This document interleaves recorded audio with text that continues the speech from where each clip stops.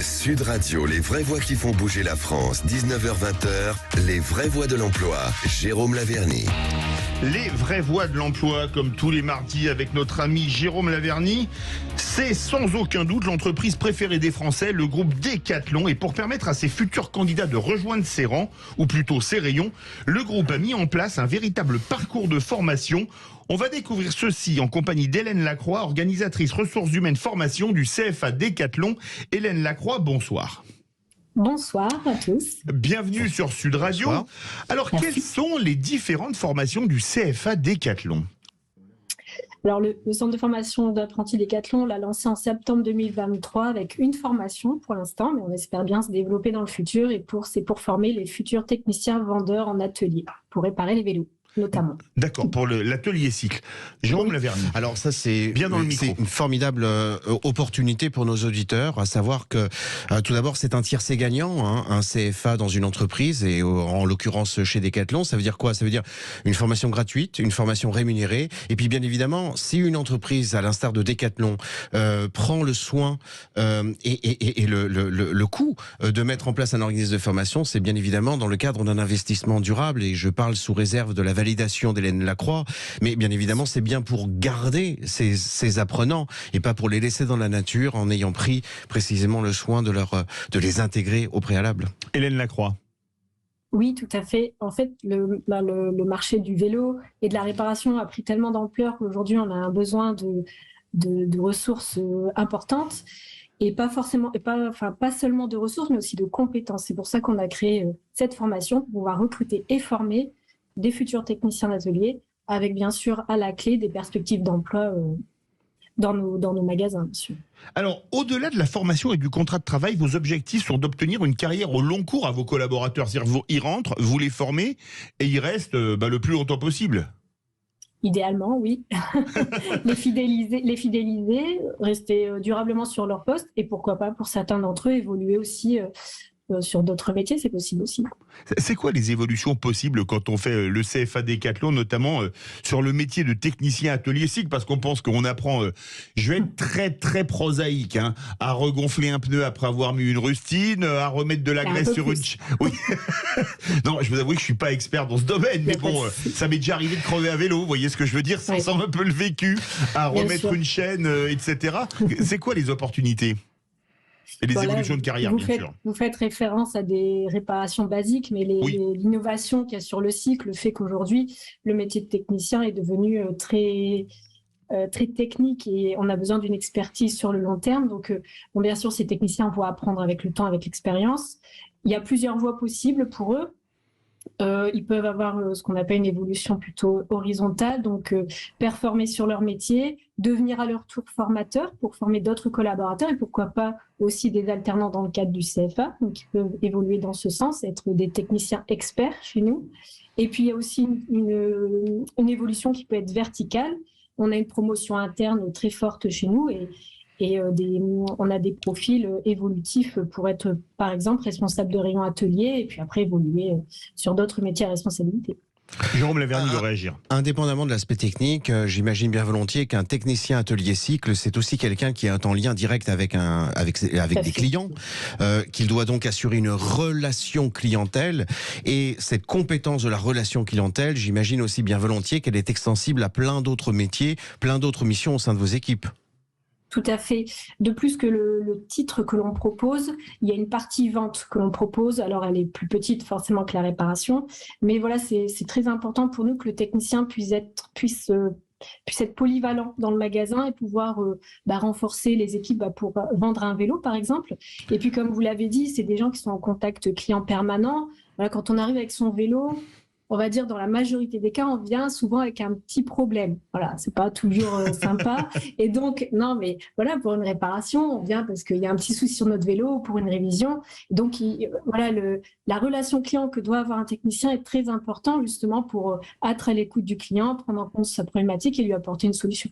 Quels sont les... Oui, allez-y, Jérôme Laverny. Oui, ce métier de technicien atelier cycle, il est passionnant pour une autre raison, c'est qu'immanquablement, il ne figure pas forcément à l'esprit et à l'imagination d'un jeune ou ou de ses parents au moment de choisir une orientation.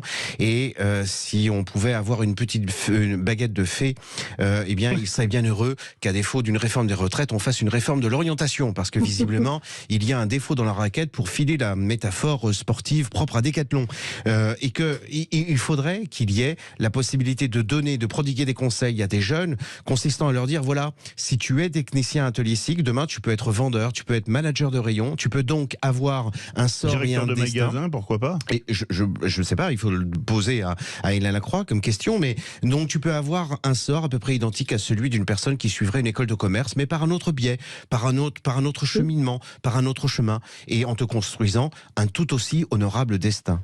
Hélène Lacroix.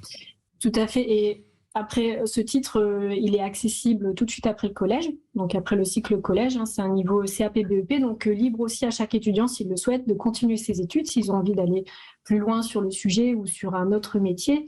Et ce que je voulais dire aussi, c'est que c'est très pertinent ce que vous dites, et on y réfléchit déjà, c'est qu'on puisse accueillir dans nos magasins, sur nos ateliers, des stages de troisième pour pouvoir leur faire découvrir le métier de technicien et susciter des vocations. Hélène Lacroix, je pose une question. Quels sont les profils que vous recherchez? Ça, c'est très intéressant. Alors, sans surprise, des sportifs.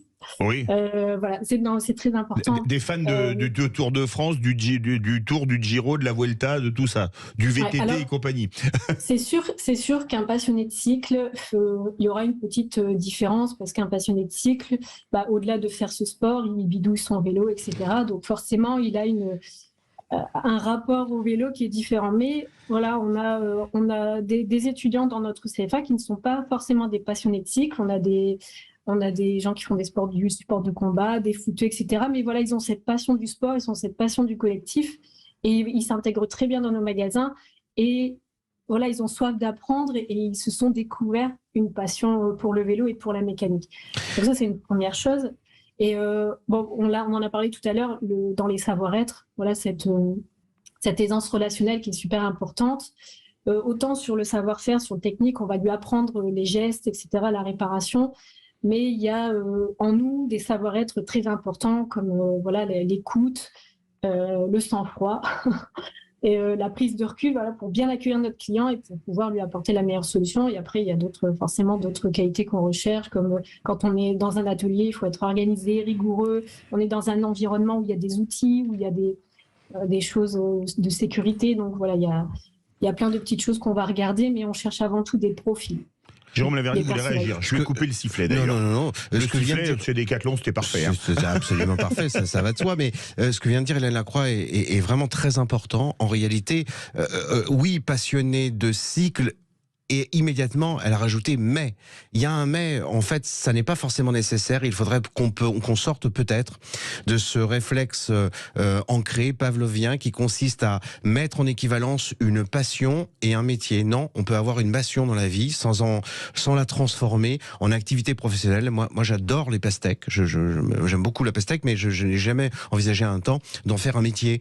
Mais de la même façon, l'idée, c'est bien davantage de voir des intersections de compétences, des intersections de choses qui semblent pouvoir nous correspondre et être importantes. Oui, on peut être passionné de cycle, mais si on n'aime pas le contact clientèle, j'imagine que c'est pas forcément le meilleur métier à choisir que d'être technicien au sein d'un magasin Decathlon, parce que fatalement, on va devoir être devant des clients, de la même façon que parfois, pour être président d'une fédération française de football, il faut développer un certain savoir-être. Vous voyez, la relation clientèle est à peu près identique. Donc c'est ce type à qui vous faites allusion. C'est ce type de compétence qu'il est précieux de savoir identifier pour un candidat, parce que tout d'un coup, ça élargit le champ des possibles, et notamment les portes de Decathlon. Alors, est-ce que vous avez d'autres types de formations en vue, en préparation, dans les tiroirs au sein du CFA Decathlon? Hélène Lacroix. Alors oui, on a d'autres projets de formation en 2023 qui se profilent. Notamment une très concrète, c'est que c'est pareil avec tout ce qu'on a vécu depuis ces dernières années, le commerce à distance est beaucoup développé. Oui. Et donc on va aussi créer une promo, alors lilloise pour le coup, une promo de conseiller relations clients à distance. pour pouvoir accompagner aussi les clients qui nous appellent sur nos plateformes de centre d'appel. Donc, on va aussi créer une promo qui va commencer mi-février sur cette certification-là. Mais Decathlon, c'est présent en France et aussi à l'étranger. On va s'arrêter à la France. Le CFA, il faut impérativement passer par Lille, comme Decathlon, c'est une société, on va dire, ch'timi. Et non. En fait, non, les centres de formation sont au plus proche des besoins. Donc, pour le métier de technicien, on a 15 centres de formation qui sont répartis partout en France, tout à fait. Là, le centre de relations clients est basé ici à Lille, au siège de Decathlon. Donc, cette promo verra le jour à Lille. Mais peut-être dans l'avenir, il y aura des décentralisations. Bon, là, je m'avance, mais voilà, en technicien atelier, on a 15 centres partout en France, donc pour être au plus proche des besoins des magasins. Et quel est l'âge maximal? On parlait de l'emploi des seniors pour être recrutés, pour pouvoir être pris.